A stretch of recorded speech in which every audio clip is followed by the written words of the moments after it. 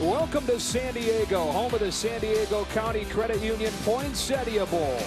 Tonight it plays host to Heisman finalist Jordan Lynch in Northern Illinois, as Lynch looks to cap his college career with a win against one of the nation's top defenses in Utah State.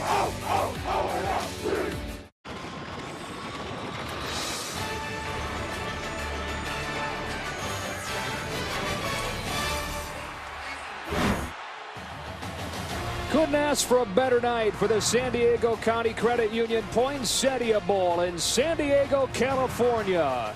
At Qualcomm Stadium, Utah State out of the Mountain West, winning 5 of its last 6 games to get into this game, takes on 23rd ranked Northern Illinois. Now with that, we say welcome inside our broadcast booth with the coach Mike Bellotti, Joe Davis. Kara Capuano joins us in just a moment. Well, for Northern Illinois, 1 win away from getting back to a BCS game. They fall short, and the question becomes how prepared, how ready, how motivated they are to play in this game. One thing that nobody's questioning is the leader of that team, Heisman finalist Jordan Lynch. Regardless of the motivation, and certainly there is some, but they're missing a BCS game for the 2nd year in a row. The reality is Jordan Lynch is the constant for that team. He's going to get his yards. This is a heck of a matchup between the Utah State defense and Jordan Lynch. It's a defense that is as good as any in the country, and it's carried this team in a season where they've been ravaged by injuries. Should be a great strength-on-strength matchup when that defense is on the field. Jake Dowdy, the linebacker crew, head up that defense, and they're going to have to be great on the edge, especially with the zone read and all the things that Jordan Lynch does. The power football running game, the getting the ball out quick, the fly sweep. It's going to put a lot of pressure on the middle of that Utah State defense. Utah State trying to win back-to-back bowl games for the first time in program history. It's Northern Illinois led by Jordan Lynch. Highest finish by a MAC player in Heisman voting ever at 3rd. His final collegiate game is against Utah State, and it's next.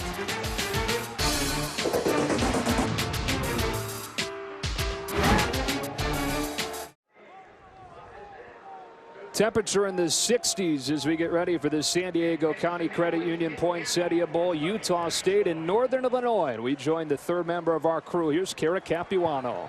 Thanks, Joe. Northern Illinois' strength, this team knows how to win. The senior class is 46-9. Those 46 wins match Alabama, Oregon, and Stanford for the most victories since the start of 2010 season. Head coach Rod Carey told us his concern is that the Huskies will be able to shake off the disappointment of losing in the MAC championship game and focus for Utah State. Meantime, Aggies head coach Matt Wells said this team sees it as a redemption game after falling in the Mountain West Championship. Wells said Utah State has a bad taste in its mouth. The group would love to find success against a team of the caliber of the Huskies on this stage. Both first-year head coaches pointed to how evenly their strengths match up and noted, guys, that special teams play could make the difference tonight. Joe? Yeah, Karen, special teams has been a strength for Utah State. JoJo Natson, the best punt returner, Rod Carey says that they'll have seen this season. Jordan Lynch gets ready to play his final collegiate game. 2nd runner-up for the Heisman, 1 spot better than Randy Moss for the highest finish in MAC history. No player's ever had 2,000 rushing yards and 2,000 passing yards in the same season. He needs 119 on the ground to become the first. Yeah, he's within striking distance, and I'll tell you what, that'll go a long way towards determining who wins this game. Does he get to that 119 yards on the ground, or does Utah State hold him down? NIU won the toss and deferred to the 2nd half, so it'll be Utah State to start with the ball. Tay Glover right, waiting back for this one. Two teams trying to bounce back from conference championship game losses. Number 23 NIU and Utah State from San Diego. And off we go. Weedle's kick taken by Glover right from the 2. And Tay Glover right with some room, but tripped over his own man crossing the 20. And so Utah State to begin to the 22. It's an offensive group that's lost 5 starters. That includes starting quarterback Chucky Keaton, who was an All-American candidate, so a true freshman, and Daryl Garrettson Chandler, Arizona has become the guy and gone 5-1 as a starter. Yeah, 5-1. He's a true freshman. 5-1 as a starter. Not a rookie, but still learning every single day. Has a really nice touch on the long ball, but had a tendency to hold the ball a little bit too long against Fresno State. Suffered some sacks. He's going to have to recognize things in coverage and get rid of the ball quicker tonight. That's Nate McNeil, and the special teams player, backup DB for Northern Illinois, injured on the opening kick. You know, we talked about special teams being a real key to this game, and the reality is you don't practice as much. You always worry about special teams on a first game basis and a bowl game basis because it's the last thing that you want to do live because of the velocity of the hits and the potential for injury.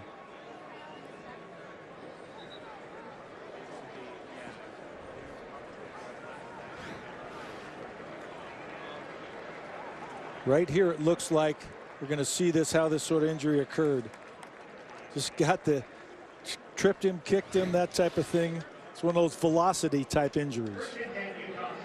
So as McNeil's helped off of the field, Utah State ready for the game's first play from scrimmage. Trying to make it 6 wins out of their final 7 after a 3-4 start to this season.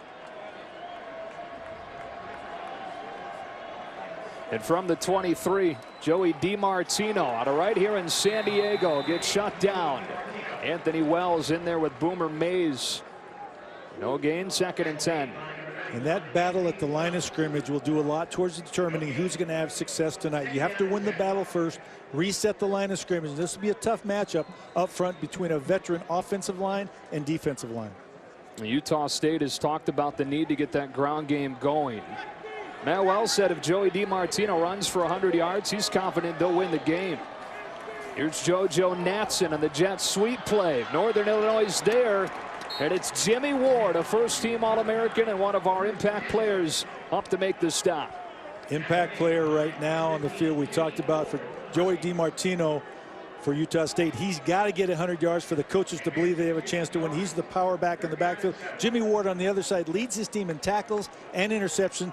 He makes his presence felt all over the field. You're trying to help this Northern Illinois defense bounce back from giving up 574 yards in the MAC championship game to Bowling Green. 3rd and 8. Garrettson in rhythm. Throws to the sticks for Ronald Butler, who's got it for a first down. Nearly doubled his season yardage in the Mountain West title game. 5 catches for $145. Nice job. And Butler is the guy that's going to get some respect. They're going to off coverage on him because he has speed to run by, but perfect route to get the necessary distance for the first down. Nice timing on the throw. So Garrettson completes his first toss and a first down from the 34. Quick drop and a quick throw. That one's off the mark. Again looking for Butler. Sean Evans in coverage, 2nd and 10. One of the things you'll hear a lot of coaches talk about is staying ahead of the change, which means you get a minimum of 4 yards per attempt, whether it's pass or run. When you throw an incomplete pass on first down, you are now behind the change. You got to make up down, get 5 or 6 back on this down.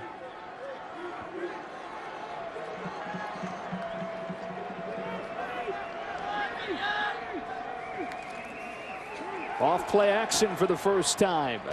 And it's right back to Butler, his 2nd catch. Jimmy Ward with his 2nd tackle. And it'll be 3rd down and 4. Jimmy Ward, I watched him in their Bowling Green game. He made the first 5 tackles in the game, regardless of where the ball was thrown all over the field. But once again, now Utah State has come back to get a manageable 3rd down situation. That is catching up what you need to do on 2nd and long. Ward playing in a school record 55th career game today. 3-year starter out of Mobile, Alabama. 2nd, 3rd down of the opening drive for Utah State. Pressure picked up, giving Garrettson time to throw, incomplete. Off of the hands of Deshaun Durant, covering JoJo Natson. The punt team comes out for Utah State. Garrettson last game got sacked many times, but he also got hit many times. They did not do a great job of protecting him. Part of that's getting rid of the ball on time, and he's improved that. You see him right there. Even though there's a free rusher coming off that left edge, he still was able to get rid of the ball, put it where his guy had a chance to catch it. True freshman, or redshirt freshman, Matt Williams back to receive this punt from Jaron Bentrud. Utah State's punt coverage team 3rd in the country. A line drive kick. Dead ends inside the 5. Kara said special teams would be a big part of this game. And Bentrud pins it with 59 yards to the 1. What a great play and a great field position resulting. You see this kick is let go, hoping it'll bounce in, but great coverage down the field to tap it there. You can't carry it in. If you do, it breaks the plane. Down it there at about the 3-yard line. That was down by Richard Stewart. Jordan Lynch coming out now, first-team All-American, Heisman Trophy finalist, trying to get to some record book production as a running quarterback, but really one of the best dual threat guys in the nation. First drive begins out of his own end zone. Under pressure, heaving one, too tall for Brescison, and it's second down. Jake Dowdy with the pressure. Jordan Lynch, who tries to become the first player in college football history to have 2,000 rushing yards and 2,000 passing yards in the same season. Great job of Utah State keeping the pressure on him, even though he got out of the pocket. That's what that linebacker crew can do. They have athleticism and awareness. That's one of the top 10 defenses in the country statistically. They're especially good against the run. And here is the first run for Lynch, who averages 7 yards a carry. Not much there. Tay Glover right in there with Brian Sweet to set up 3rd down and 9. And I'll tell you what, there was a lot of folks near the line of scrimmage. You talk about packing the box. They're going to get 8 and 9 men down in the box to help stop the quarterback runs whenever they can. You see both 4 and 10 in the game for Northern Illinois. Deron Brown and Tommy Lee Lewis have missed significant time down the stretch and were questionable coming into this one. But both playing on the opening drive. 3rd and 9. Lynch throwing the bubble for Lewis, who got a block from Brown and got close to a first down across the 10. They'll spot him, it looks like, about a yard short. And 4th down and 1 for the Huskies. Tommy Lee Lewis has to have a big game tonight to take the pressure off of Jordan Lynch. He's a guy that can make a catch for 1 yard and turn it into a 15 or 20 or 50-yard gain. That's been something, at least in the MAC championship game, that Lynch was missing. Yeah. He forces the defenses to stay honest. They're afraid to single cover him. They have to have safety help, which opens up the box so now Jordan can run it. Looks like a member of the chain gang got run over at the end of this play. As we watch the play go, you can see right here, and some friendly fire just took his knees out. Those guys, they're typically older guys that are retired. That's the way they can be there on the sideline. We'll step aside. Northern Illinois looking at a 4th down and 1 when we come back.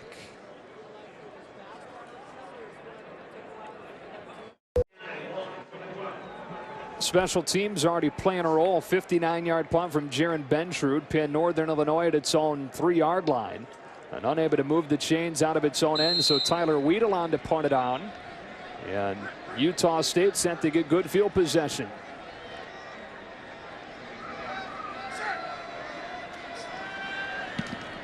Off the side of his foot.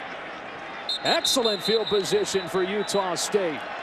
So one tremendous punt and one poor punt. The difference early in this game. A lot of times just punting from your own end zone creates a little bit of angst in the part of the punter. He's trying to directionally punt this and just comes off the side of his foot and ends up being a huge boost for Utah State. Great field position. 17-yard punt versus the 59-yard punt that Bentrud sent away a moment ago. Yeah, you talk about a net of plus 40-some yards.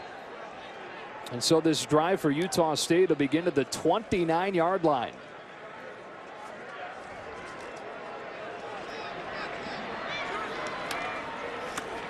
It's Natson in trouble. It dropped back at the 35. Jamal Bass and Sean Evans there. Lost 6 yards, 2nd and 16. Tell you what, the NIU defense is doing a great job because Natson is the guy that's supposed to loosen up that defense and make sure that they play the entire width of the field. If they can do that, they can still continue to pack the box. Great job on that fly sweep. And they had Tay Glover right in there taking the snap. He's a starting corner for this Utah State team, but a former quarterback. On 2nd and 16. Setting up the screen. NIU sniffed it out, and Garrettson will spike it smartly. It's 3rd and long. Talk about being behind the chains. You try to run a screenplay that gets you back to a reachable down. Now you're 3rd and long, out of field goal, well, potentially out of field goal range. So really a frustration to not take advantage of that field position. Mountain West Coach of the Year, Matt Wells, in his first season.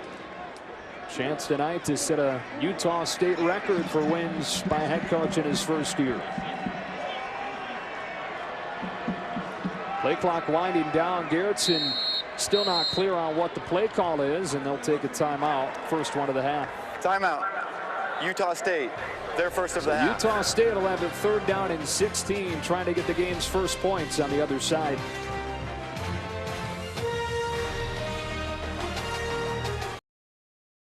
The 2013 San Diego County Credit Union Poinsettia Bowl is brought to you by San Diego County Credit Union. It's not big bank banking, it's better. Geico.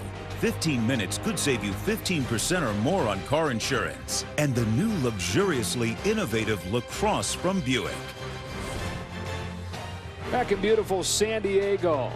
Temperature in the 70s today, dipping down into the 60s for kick.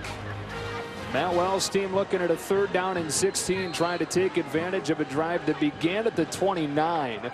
But a negative play on 1st down, and then an incomplete pass on 2nd down has them in a tough spot. And I think they're throwing down the field. They like Garrettson's touch. Buying him some time with the rollout. Got the shoulders turned through low and took a hit from Joe Windsor. And the pressure leaked through early, and you said it earlier. That was an issue in the Mountain West Championship game when they gave up 8 sacks to Fresno State. Great job by Windsor keeping contained. He's their best pass rusher. Now this would match the longest field goal they've kicked this year, 52 yards. And they bring on Jake Thompson, freshman from right there in Logan, Utah, who's attempted 2 field goals this year. This is from 52. He has hit from 52.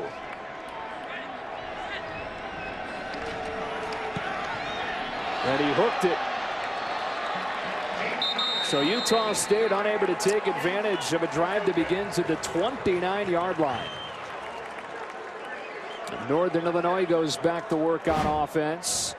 Of course, they beat Iowa in the season opener by a field goal. They became the first team in MAC history to beat 2 Big Ten teams in one season, routing Purdue 55-24. They capped off the perfect regular season by beating Western Michigan, and then, of course, losing in the MAC championship game, snapping a 26-game MAC winning streak that dated back more than 2 years. Jordan Lynch and company were 1 win from what was almost a certain return trip to the BCS. The question for NIU is how motivated they'd be tonight. Off play action, here's Tommy Lee Lewis, who can be dangerous in space. At just 5'7", 155, one of our impact players getting close to a 1st down. He's the guy that we talked about, runs the fly sweep. He can make yards after catch, very, very fast. On the other side, Kyla Fackrell, one of the big playmakers for that Utah State defense, has a lot of range and has to be great on the edge tonight. NIU, the most prolific ground game in MAC history. With a run play on 1st down, it's Jordan Lynch into the arms of Dowdy. Ball popped out, and Utah State has it at the 46. That play was screwed up from the get-go. They did not have a great exchange. I think the running back thought he had the ball. Jordan Lynch wanted to keep it. He didn't have great possession. Watch this right here. As you see this, they're fighting right there. It's not really put away well. Knocked out. Great job inside. Dowdy, that forced doing it the loose. things he does. And Brian Sweet recovered it. And that doesn't happen very often. Jordan Lynch is a great protector of the football.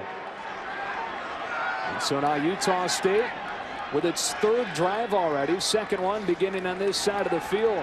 Garrettson in the quick game. It's his tight end across the 40-yard line. Getting close to a 1st down is Wyatt Houston. True freshman out of Oregon with just his 7th catch of the year. And that's one of the things you try to do early for a young quarterback is get some quick release timing routes where he can get rid of the ball, doesn't have to hold it, get off and get some timing going with his receivers. Work out of the Wildcat here. Garrettson deploying to the near side, and it's JoJo Natson. Natson with a power play.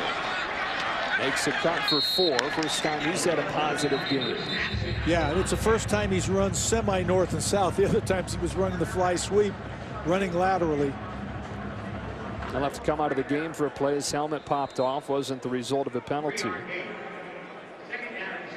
And it looks like Matt Wells saying to him, get more Get up north sooner. and south. Get up sooner. Follow those big fellas up inside.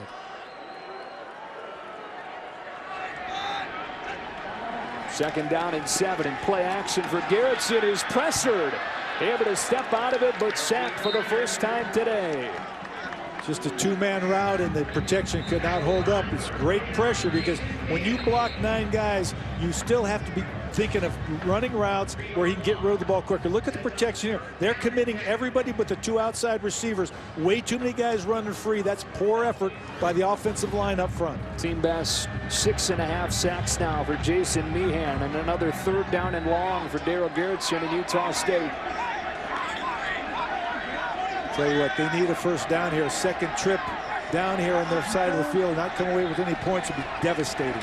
Pressure picked up over the middle. It's Butler coughing the ball up. But falling right on top of it was Sean Johnson, and it's good for a first down for Utah State. I tell you what, it's going to be a crazy game. Great job by Butler coming off the line of scrimmage. Great hands to focus, but the ball ripped out. Tremendous tackle, and then the luck of the draw. Have the right guy there around the ball when it's on the ground. So Butler, effort, who had a huge Mountain West championship game, has been targeted 4 times in the first quarter of this one. First touch for Robert Marshall, the senior out of Dallas, Texas. Big physical kid. 6 foot 220, gets 3. And this is what they want to do. They want to run north and south. They want to pound the running game and then throw play action when they want to throw and choose to throw, not when they have to throw. It all depends on how well and how efficiently Utah State can run the football. Now this season, when they run it 40 times or more, they're 8-1. When they fail to get to those 40 carries, so when they have enough trouble to go away from it, they're 0-4. On second down, more play action. Garrettson with time again. Throws across his body, and it's dropped. Jarred loose by Jimmy Ward as Travis Van Leeuwen couldn't hang on, and it's 3rd and 10. Travis Van Leeuwen is the glue, they call him, the consistent player for them. Here you see the play action, spreads out on the outside, gets on the run. Probably could have run this for 4 or 5 yards, but really just a tremendous hit, driven with the shoulder through the ball at the point of contact. So 3rd and 7. Utah State trying to convert its second 3rd down of this drive. 6-man pressure. It's picked up. So Garrettson with time to hit the crosser Anderson, but well short of the first down. It'll be 4th and 2 or 3. It's the former head coach Gary Anderson's son Keegan Anderson gets his first catch of the night. 4th down and about 2.5 coming up here. And it looks as if they're going to choose to put points on the board, put the field goal team on the field, which is smart. In any type of game, I think you really never want to avoid taking the points when you can. 31-yarder for Nick Diaz, who's had 4 blocked this year, and NIU is 7th in the country, having blocked 4.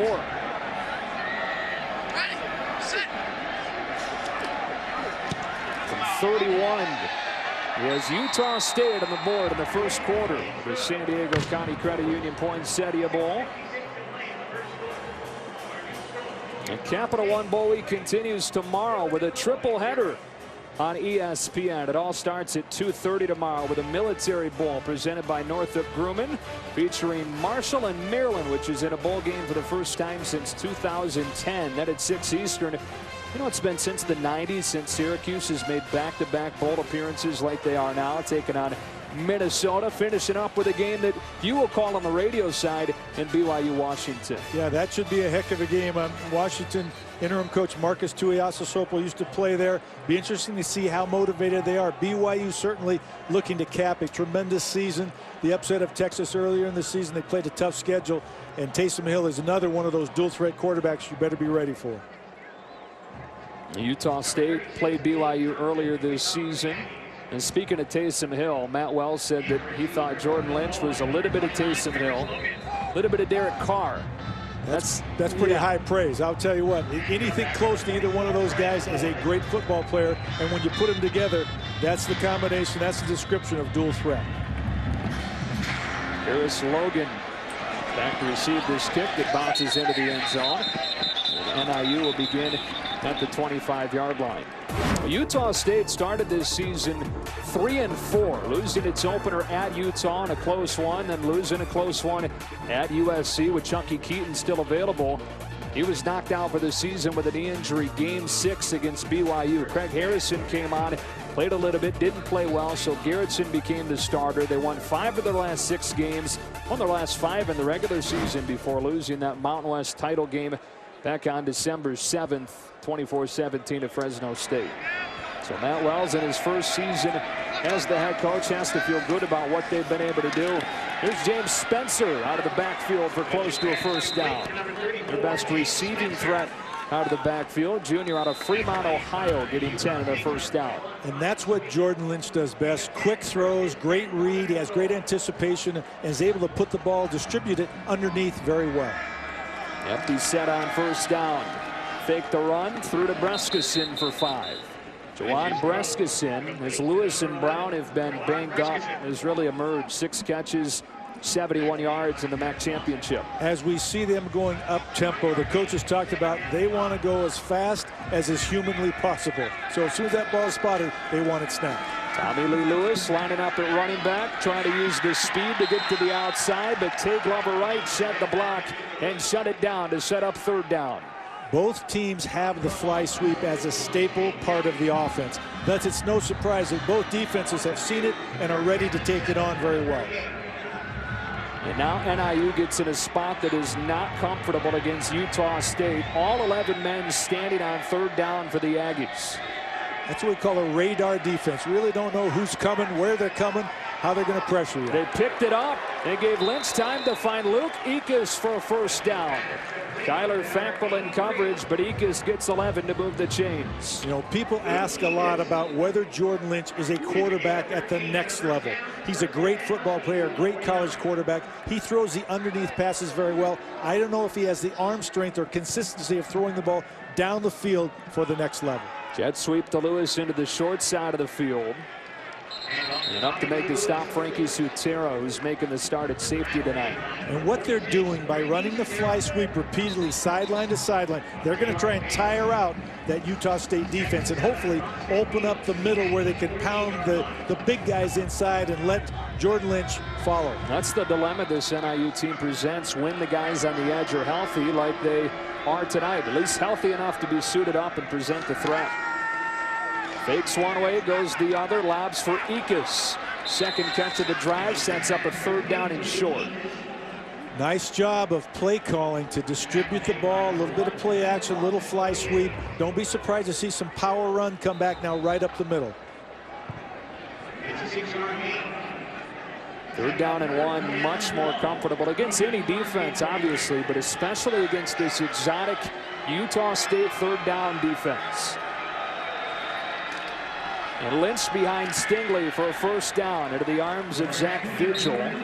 Former walk-on, second leading tackler for Utah State, combines with Dowdy, but a first down for Lynch in Northern Illinois. The quarterback power is the staple running play of this team. That means O-guard pull, onside tackle or tight end kick out, and the quarterback run the ball so you pick up an extra blocker at the point of attack. Jordan Lynch started this game 191 yards short of passing Denard Robinson for the most rushing yards for a quarterback in NCAA history. Here's Cameron Stingley, converted linebacker, with his first touch of the night for 5. One of the things, too, that the up-tempo does, the no huddle, if you can get some first downs, you really put a lot of stress on the conditioning of the defense. Stingley again, running hard at 6'1", 245. Getting close to the sticks. And he's the battering ram designed to soften the middle. It's like the body blows that a puncher throws to loosen up that defense, loosen up the interior. And Stingley, a guy that came into this season with 1 career rushing attempt. So all those numbers except the 1 rushing attempt have come this season for Rod Carey's squad. They spotted him just short, third and less than a yard It's Deron Brown off of the fly sweep with enough for a first down. Sweet up to make the tackle from the safety spot. Northern Illinois converted, third down again. And Deron Brown, questionable coming into the game with a hamstring injury. People thought he might not even play, but he seems to be full speed, and that certainly is going to help because that's another speed guy that can stretch the defense. If you load the box to stop the power running game, you face the issue of how do I contain Tommy Lewis or Deron Brown. Third down conversion of this drive for Northern Illinois. And with a first down, play action for Lynch, who fires to the 10, and Lewis couldn't pull it in. The coverage from Brian Sweet, 2nd and 10.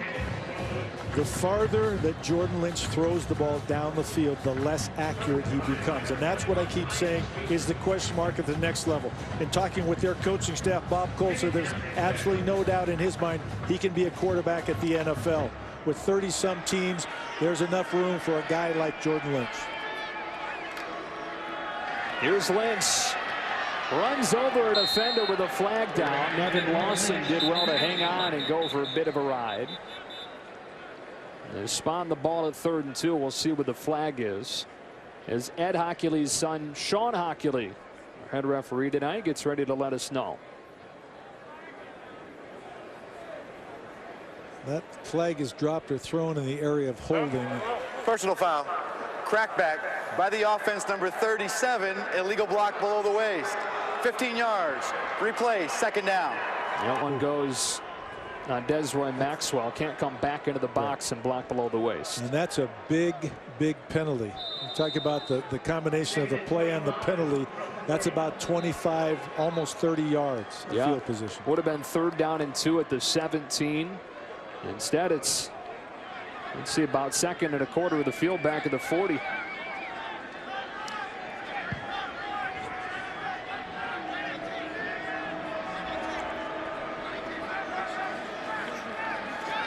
Lynch over the middle into traffic and nearly intercepted. Flag comes in at the end of the play as Vigil couldn't hang on. That might be an illegal hit on the receiver, on a defenseless receiver. Once that ball is tipped, there can't be pass interference, but there can be unnecessary roughness. There is no foul for pass interference. The ball was touched by a defensive player before the contact. That just goes to show you how good the officials are, because one official is just focused on that receiver crossing and is going to call PI. Another official has to let him know that ball was tipped. There is no more PI. Now, 3rd and long here. Are you trying to go for it all, trying to get at least in field goal range? You got to think you got to try to get to field goal range with some type of throw. Now, the long this season for Matthew Sims is 51. They need to get to the 34 for that range. On the move, a strike to Brown to put him in field goal range at the 20. Still 5 yards short of the first down marker. But they go from being out of field goal range to a really comfortable shot here for Sims. That's a huge play, and that was all Jordan Lynch. He scrambled out of the pocket, saw the open receiver down the field, flung that ball sidearm, but it's going to hopefully result in some points on the board. Now, Sims has missed 7 of his last 11 field goals after a really good start to this season. Did hit a season-long 51 in the MAC championship. This from 37. And he misses wide to the right. So Sims' struggles continue. And Utah State bends but doesn't break defensively.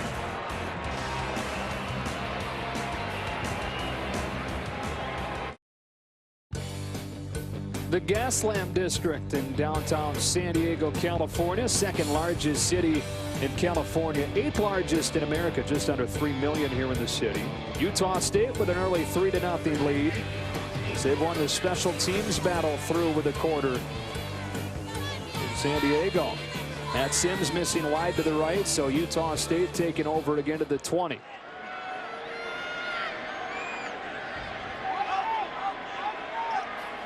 Begin this drive with a Joey DiMartino run. George Rainey there to pull him down. The gain of 1.5 yards. That's not Joey DiMartino's forte. His forte is between the tackles, power run game straight ahead. When he's asked to run to the width of the field, he's not going to be as effective. Been a pleasant surprise for this team. Moved into the starting role week 5 after Joe Hill went down with an injury, and has run for more than 1,000 yards in his senior campaign. On second down, right back to DiMartino with room, and DiMartino's into the clear.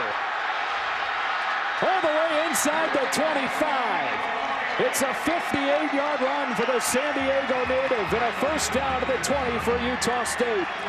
And that's what Utah State wants. We just talked about the fact that he's better going north and south and coming right at you. You see just a great job. The linebacker runs out of there over the top of the block. He sees it, great vision, just going north and south. And Utah State right back on top of the ball with a flag coming into the snap. They're going to get a false start. False start. Offense number 76. 5 yards. First down. Jake Simonich, right tackle. Now, I'll tell you what, he sees that. Look at him leave these guys behind now. That's a great little job of picking up your feet and putting them down. And get a little straight on to get some more yards after contact. A small army of friends and family at the game tonight. Went to Mount Carmel High School here in San Diego. Finishing his college career playing a bit of a home game. Out of the pistol. Here comes Robert Marshall. Contacted in the backfield by Joe Windsor. All-MAC player at BN for NIU. He's a backup over his first 3 seasons on campus. One of 4 seniors in this talented defensive front. NIU needs to bow their back down here, the defense. As soon as you get in that red zone, you got to tell them, hey, keep them out. Even a field goal attempt as a win is a moral victory for the defense. You'd like to hold them out. Opening quarter coming to a close. Opening quarter defined by special teams. NIU trying to rebound from the disappointment of falling just short of another BCS bid to get a school record 13th win. Utah State trying to win back-to-back bowl games for the first time in program history. We march to the second in San Diego.